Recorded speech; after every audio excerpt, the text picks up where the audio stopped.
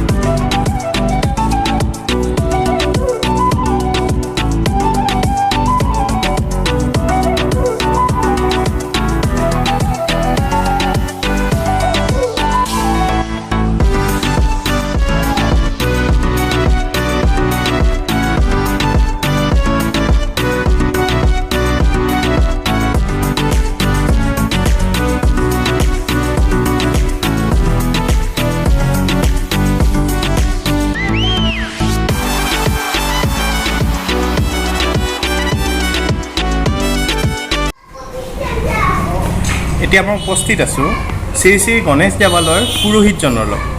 তেখেতৰ পৰা আমি জানিব বিচাৰিম এই মন্দিৰটোৰ ইতিবৃত্তিৰ বিষয়ে। মোৰ নাম শ্ৰী অনিল চন্দ্ৰ শৰ্মা। এই মন্দিৰটো কেতিয়া স্থাপন হৈছিল? সত্যযুগ। এই মন্দিৰটোত কি কি উৎসৱ পালন কৰা হয়? গণেশ পূজা আৰু মাঘৰ মাহত গণেশ পূজা আৰু ভাদৰ মাহত গণেশ পূজা পালন কৰা হয়। এই মন্দিৰৰ বিশেষ এটা তাৎপৰ্য আছে। এই শ্ৰী শ্ৰী গণেশ মন্দিৰতে দেৱসভাৰ আয়োজিত কৰা হয়। বিভিন্ন উৎসৱত পঞ্চতীৰ্থৰ চাৰিখন তীৰ্থ ইয়াতে লগ হয়।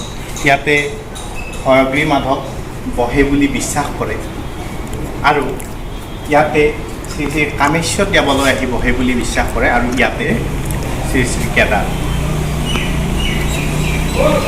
গণেশ আমাৰ ইয়াতেই বিৰাজমান, সদায় ইয়াতেই থাকে। আৰু এই 5খন তীৰ্থস্থানৰ ভিতৰত এখন তীৰ্থস্থান ইয়াত নাহে, সেইখন হৈছে কমলেশ্বৰ দেৱালয়।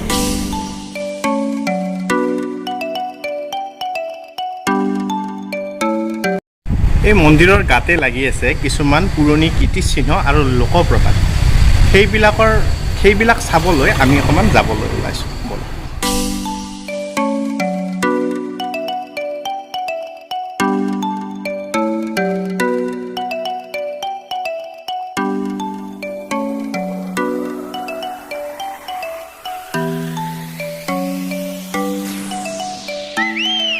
এতিয়া আমি উপস্থিত আছোঁ ভীমে পইতা খোৱা চৰিয়া। চাওকচোন।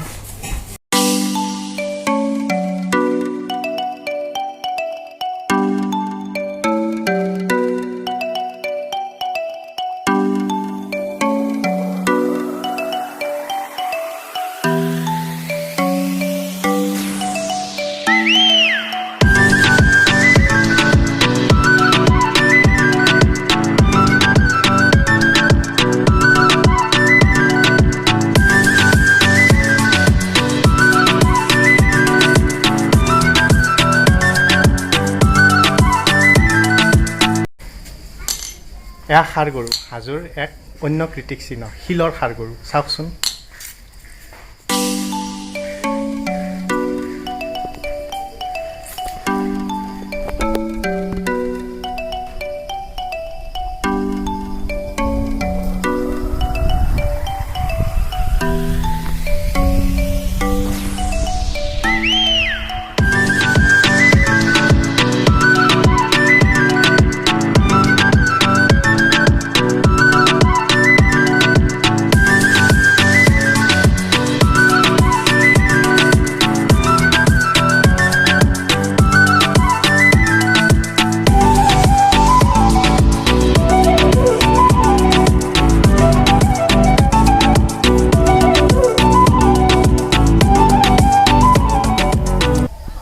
এতিয়া আমি উপস্থিত আছোঁ হাজোৰ নেতাই ধুবনি ঘাটত।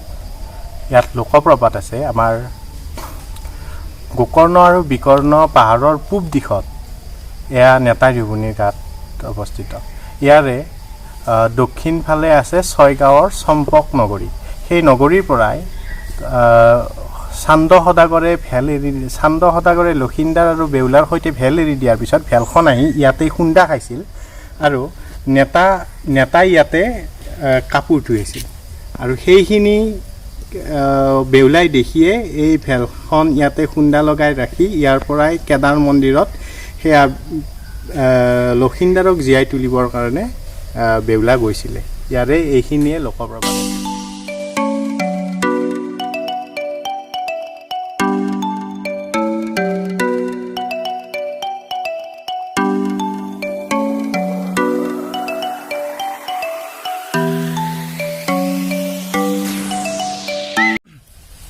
তেনেহ'লে ভিউৱাৰ্ছ আমাৰ ভিডিঅ'টো কেনেকুৱা লাগিল জনাবচোন আৰু ভিডিঅ'টোৰ মাজত যদিহে কিবা ভুল ভ্ৰান্তি ৰৈ গৈছে আমাক কমেণ্ট বক্সত শুধৰাই দিব আৰু লগতে আমাৰ চেনেলটো যদি চাই ভাল পালে তেন্তে চেনেলটো ছাবস্ক্ৰাইব কৰিব, লগতে লাইক কৰিব আৰু পাৰিলে অলপ শ্বেয়াৰ কৰি দিব।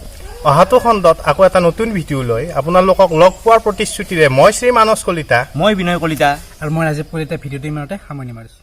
ধন্যবাদ।